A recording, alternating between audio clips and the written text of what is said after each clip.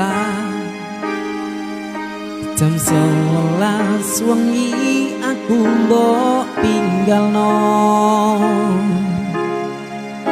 mbok tolak tanpa sebab sing pasti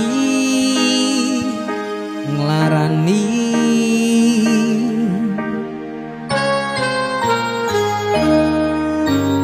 aku kadung sayang kadung kadang-kadang nyungamu tapi traumaku ngene men kisahku ujangku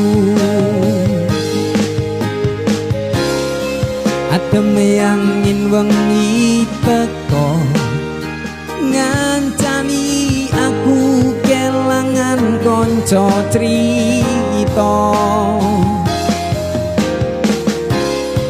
jane namung masalah tresno tapi kok yo loro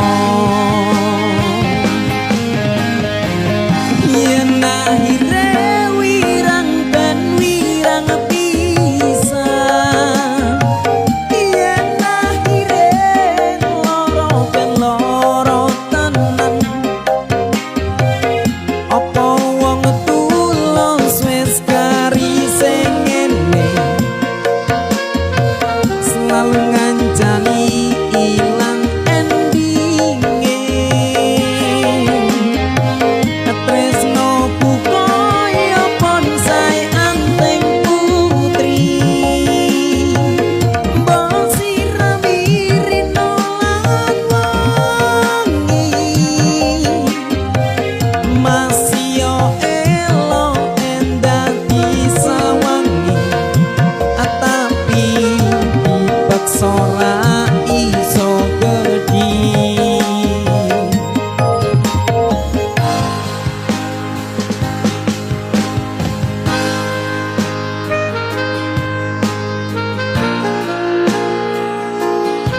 Mas Samrodek, terima kasih.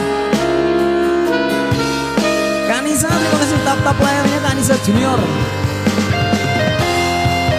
Maha, thank you.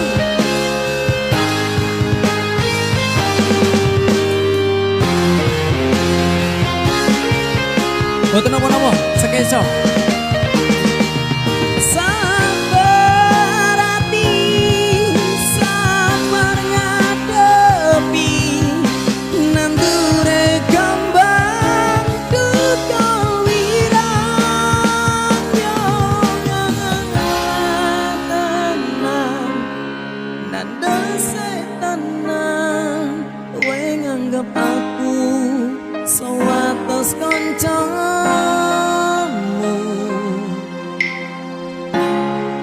iki namung masalah tresno tapi kaya lara yen akhire wirang ben wirang pisan yen akhire loro ben loro tenan apa wong tulus wis kari sing ngene keri-keri selalu ngancani ilang endinge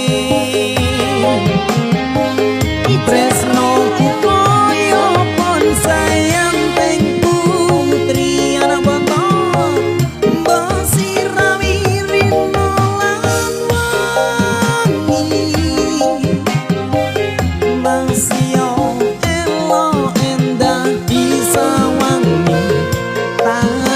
tapi dipaksa ora iso gedhi